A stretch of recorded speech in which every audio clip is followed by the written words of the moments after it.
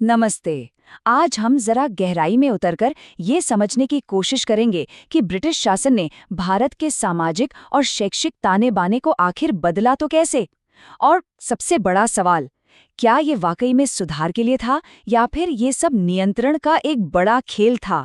सोचिए जरा, एक कंपनी जो यहाँ से व्यापार करने आई थी, वो देखते ही देखते एक पूरे उपमहाद्वीप के समाज को बदलने की ताकत कैसे बन रही?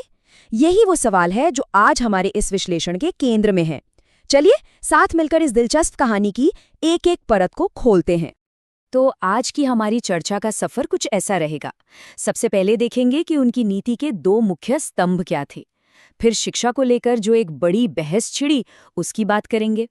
इसके बाद हम उन कानूनों पर नजर डालेंगे जिन्होंने समाज को बदलने की कोशिश की। और आखिर में इस पूरी कहानी की जो एक मिली जुली, कह सकते एक जटिल विरासत है, उसे समझने की कोशिश करेंगे। चलिए तो शुरू करते हैं पहले हिस्से से। समझते हैं कि ब्रिटिश नीति के वो दो मुख्य स्तंभ आखिर थे क्या, और वो थे शिक्षा और समाज सुधार। यहाँ इन मूल नोट्स को देखकर ये बात बिल्कुल साफ हो जाती है। ब्रिटिश सामाजिक नीति की पूरी इमारत, आप कह सकते हैं, इन्हीं दो खंभों पर टिकी थी। एक तरफ थी शिक्षा और दूसरी तरफ समाज सुधार। यही वो दो रास्ते थे जिनके जरिए उन्होंने भारतीय समाज पर अपना असर डालना शुरू किया था। लेकिन दिलचस्प बात यह है कि यह हमेशा से ऐसा नहीं था। शुरू में, मतलब 1757 से 1813 तक, ईस्ट इंडिया कंपनी का रवैया बहुत ही कॉशियस, बहुत ही सतर्क था। उनका मकसद समाज को बदलना बिल्कुल नहीं था, बल्कि वो तो सिर्फ यहाँ की संस्कृति, भाषा और परंपराओं को समझना चाहते थे ताकि वो बेहतर तरीके से शासन कर सके। और हुआ ये कि इसी समझने की कोशिश ने आगे चलकर एक बहुत बड़ी बहस को जन्म दे दिया। तो चलिए अब अपने दूसरे हिस्से पर आते हैं, शिक्षा पर वो महान बहस। एक ऐसी बहस जिसने एक नए भारत की सोच को गढ़ने में एक बड़ी भूमिका निभाई। तो शुरुआत में जो दौर था उसे कहते हैं प्राच्यवादी या ओरिएंटलिस्ट दौर। इस दौर में जो लोग थे उनका मानना था कि पारंपरिक भारतीय शिक्षा को ही बढ़ावा देना चाहिए।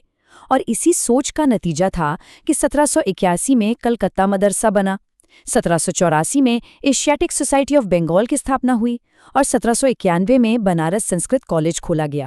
लेकिन पर्दे के पीछे एक बहुत तीखी, एक बहुत बड़ी बहस पनप रही थी। सवाल बहुत सीधा था, लेकिन इसका जवाब बहुत मुश्किल।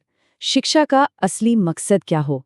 क्या भारतीय परंपराओं को सहेजा जाए या फिर उनकी जगह पश्चिमी ज्ञान को थोप दिया जाए? और इस बहस में दो खेमे थे जो बिल्कुल आमने सामने थे। एक तरफ थे प्राच्यवादी या ओरिएंटलिस्ट, जो कहते थे कि संस्कृत, फारसी जैसी भाषाओं में जो पारंपरिक ज्ञान है उसे ही बढ़ावा देना चाहिए। और दूसरी तरफ थे आंग्लवादी यानी एंग्लिसिस्ट्स, जिनके सबसे बड़े पैरोकार थे लॉर्ड मैकॉले।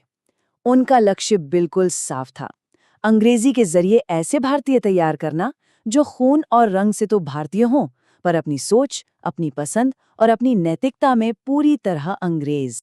ये आंग्लवादी सोच कितनी हावी थी, इसका अंदाजा लॉर्ड मैकॉले के इस एक मशहूर बयान से लग जाता है। उन्होंने कहा था, एक अच्छे यूरोपीय पुस्तकालय की एक शेल्फ ही भारत और अरब के पूरे देशी साहित्य के बराबर है। सोचिए, ये बयान ही अपने आप में ये बताने के लिए काफी है कि वो पश्चिमी ज्ञान को कितना ज्यादा श्रेष्ठ मानते थे। और हुआ वही जिसका अंदाजा था। इस वैचारिक जंग में जीत आंग्लवादियों की हुई। साल 1835 में मैकॉले का जो मशहूर मिनट ऑन एजुकेशन आया, उसने भारत में शिक्षा की दिशा हमेशा हमेशा के लिए बदल दी, और अंग्रेजी अब सत्ता और शिक्षा की भाषा बन गई। अच्छा, तो शिक्षा की बात तो हो गई। अब चलते हैं ब्रिटिश नीति के उस दूसरे स्तंभ की तरफ। ये वो रास्ता था जहां उन्होंने सिर्फ सोच को नहीं, बल्कि सीधे सीधे समाज को कानून बनाकर बदलने की कोशिश की। इस दौर में अंग्रेजों ने एक तरह से समाज सुधारक का चोला पहन लिया, और फिर एक के बाद एक कई बड़े कानून आए। देखिए, 1795 और 1804 में कन्या शिशु हत्या के खिलाफ कानून बने। फिर 1829 में आया सती प्रथा का उन्मूलन, जो यकीनन एक बहुत ही बड़ा और ऐतिहासिक कदम था।